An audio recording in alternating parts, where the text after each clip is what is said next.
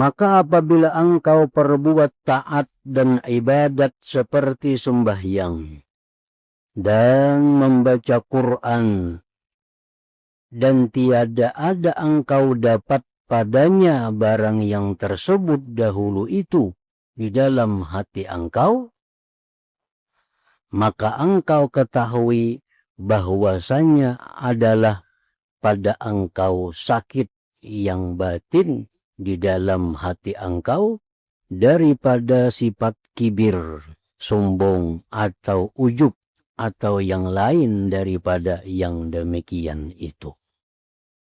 Nah, bila kita baca Quran umpamanya, tapi kita baca Quran, hati kita kada tadabbur.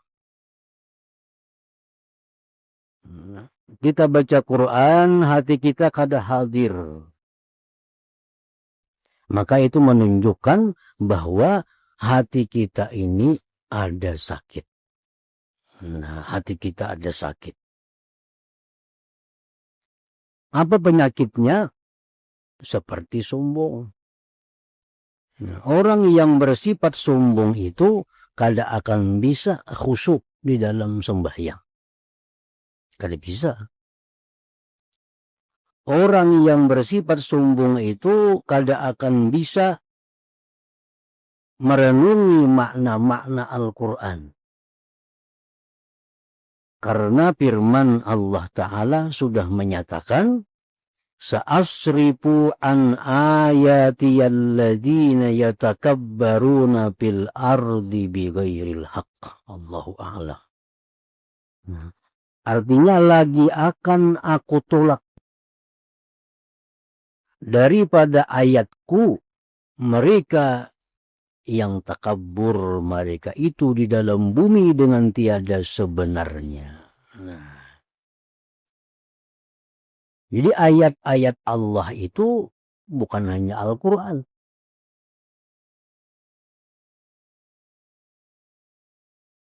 Al-Quran adalah bagian dari ayat Allah. Ilmu bagian daripada ayat Allah. Alam semesta ini bagian daripada ayat Allah. Nah, jadi kita kada akan bisa musyahadah, kada akan bisa ingat kepada Allah dalam melihat ayatnya itu apabila di dalam hati kita ini banyak mempunyai penyakit-penyakit tadi seperti sombong tadi. Orang yang musyahadah, arti musyahadah itu orang yang begitu melihat apapun daripada alam ini dia ingat kepada Allah. Nah, itu kada bisa. Namun orang ini masih angkuh, masih sombong. Baik sombongnya itu karena hartanya, baik sombongnya karena ilmunya, baik sombongnya karena ibadahnya, baik sombongnya karena pangkat dan kedudukannya. Itu hanya bibit-bibit kesombongan. Apabila orang itu sombong, orang itu dicegah oleh Allah, dipalingkan oleh Allah untuk bisa merenungi ayat-ayat Allah Subhanahu wa ta'ala.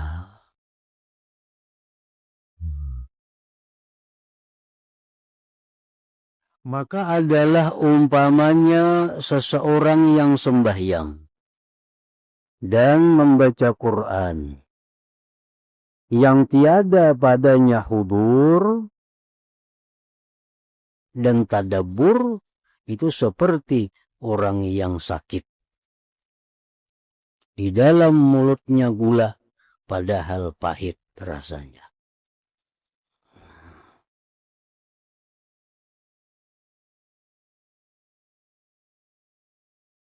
Demikian orang yang sembahyang. Nah, orang yang sembahyang itu sebenarnya di situ adalah puncaknya kelezatan. Karena dia sedang munajat kepada Allah Subhanahu wa ta'ala. Nah, orang yang baca Quran, sebenarnya baca Quran itu ada kelezatan yang didapatnya. Karena ini Quran yang dibacanya adalah kalamullah. Kalam Allah. Nah, Kenapa kita sembahyang itu kada nyaman? Kenapa kita baca Quran itu kada nyaman? Itu menunjukkan kita ada sakit. Nah, seperti orang yang sakit itu diminumi gula, padahalnya pahit.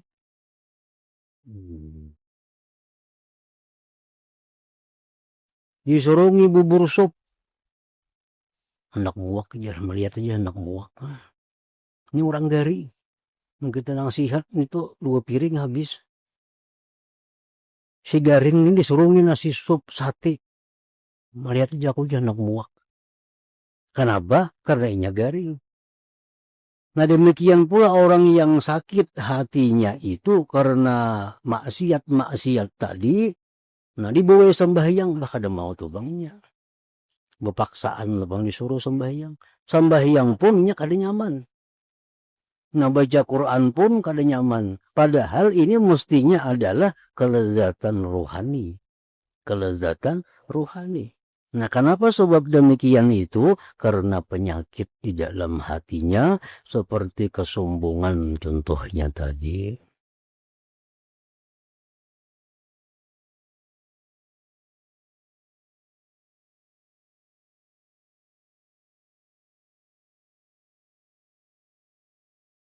Maka bermula seseorang yang memperbuat dosa dan maksiat serta menghinakan dirinya dan berkehendak kepada Tuhannya, yaitu terlebih baik daripada seseorang yang memperbuat ibadat dan taat serta memuliakan dirinya dan menuntut takabur kepada hamba Allah Subhanahu wa ta'ala.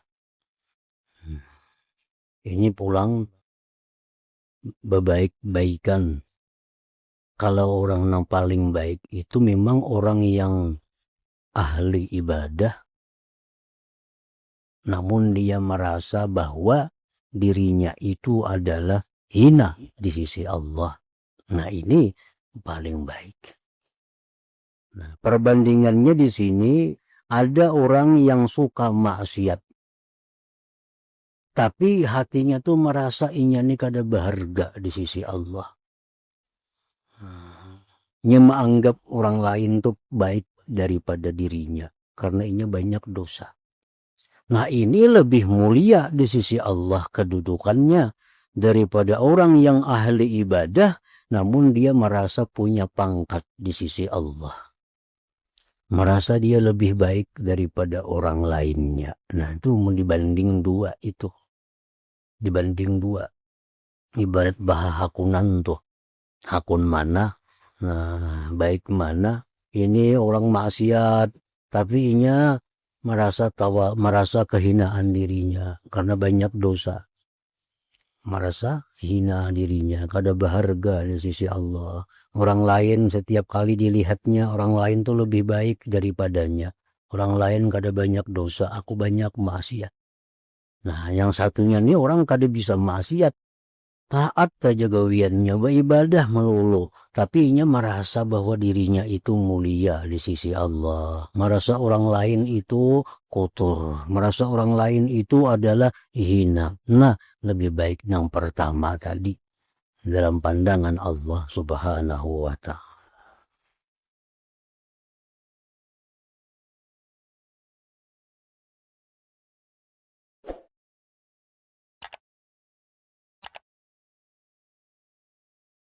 Firman Allah Ta'ala hikayat daripada Nabi Ibrahim Al-Khalil alaihi wa ala nabiyina Muhammadin Abdalus Salah wa Atamus Salam. Faman tabi'ani fa innahu minni. Allahu a'lam. Maka barang siapa mengikut ia akan daku, maka bahwasanya daripadaku. Faman tabi'ani fa innahu minni. Siapa yang mengikut aku, ujar Nabi Ibrahim, maka ia adalah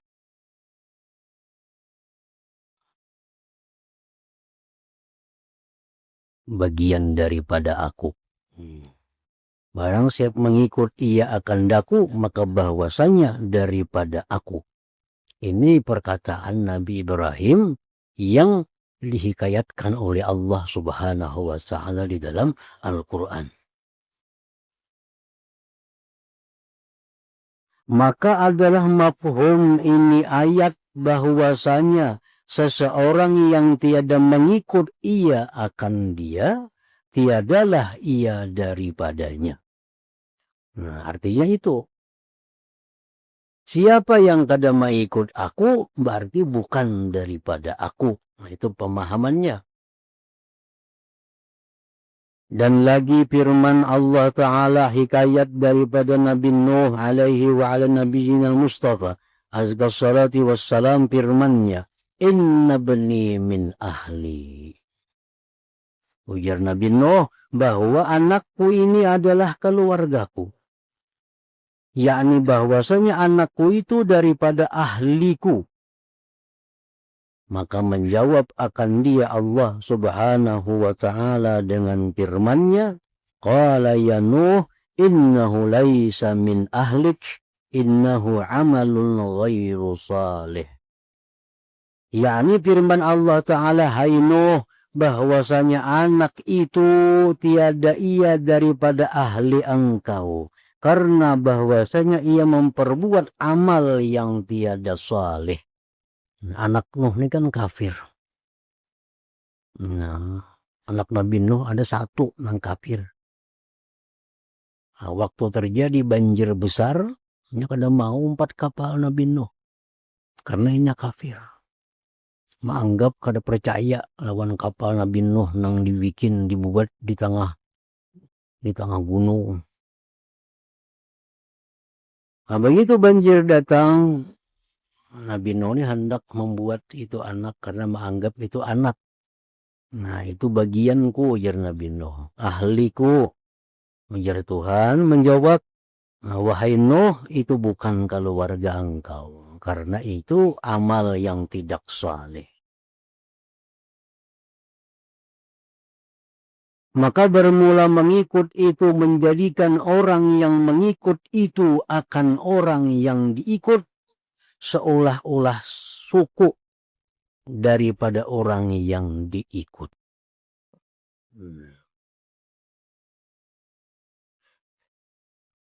Dan jika ada ia daripada orang yang lain sekalipun. Di dalam sembahyang kita setiap hari membaca Allahumma salli ala Sayyidina Muhammadin wa ala ali Sayyidina Muhammad. Sepakat para ulama kita, siapa yang dimaksud dengan ali, keluarga Nabi Muhammad itu.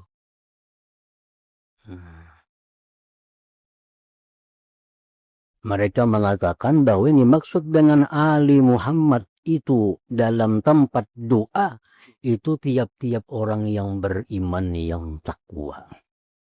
Nah, setiap orang yang beriman kepada Allah, yang takwa kepada Allah, itu masuk di dalam ali Sayyidina Muhammad itu.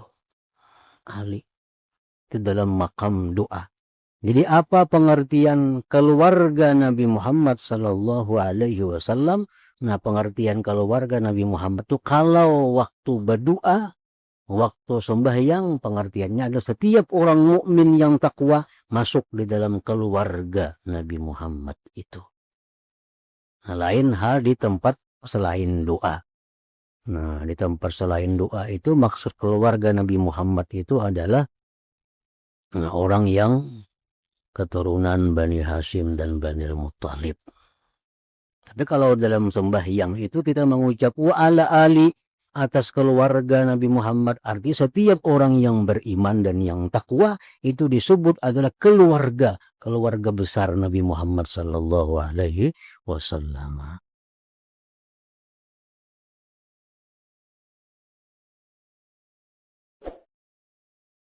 Orang yang mengikut itu akan orang yang diikut itu seolah-olah suku daripada orang yang diikut. Bagian artinya, bagian yang diikut. Dan jika ada ia daripada orang yang lain sekalipun kadakula, sekalipun kadakula, kada bakal warga, tapi karena dia mengikut, bisa dikatakan itu keluarga.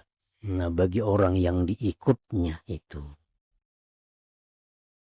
Seperti dalilnya Al-Quran. Ujar Nabi Ibrahim, "Faman tabi'ani fa innahu minni." Siapa yang mengikut aku berarti bagian daripadaku.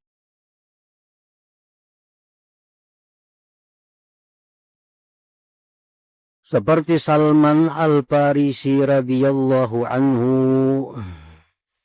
karena sabda Nabi sallallahu alaihi wasallam, "Salman minna ahlal baiti."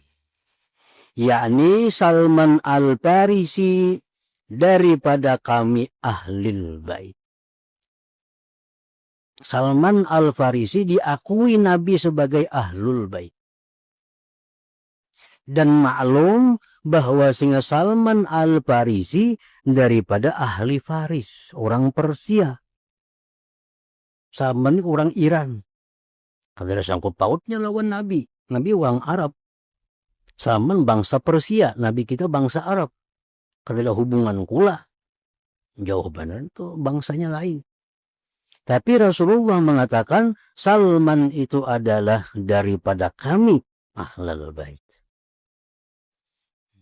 Dan tetapi dengan sebab mengikut ia Salman akan Nabi sallallahu alaihi wasallam. Karena mengikut Nabi. Bersabda Nabi yang demikian itu mengajarkan umatnya.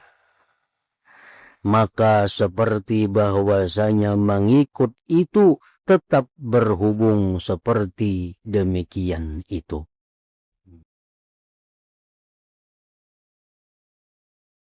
Orang yang tiada mengikut Nabi sallallahu alaihi wasallam tetap tiada berhubung ia dengan dia Nabi sallallahu alaihi wasallam. Orang yang tidak mengikut Nabi itu kada berhubung dengan Nabi sallallahu alaihi wasallam. Dan sesungguhnya menghimpunkan Allah Subhanahu wa taala akan kebajikan sekaliannya di dalam satu rumah.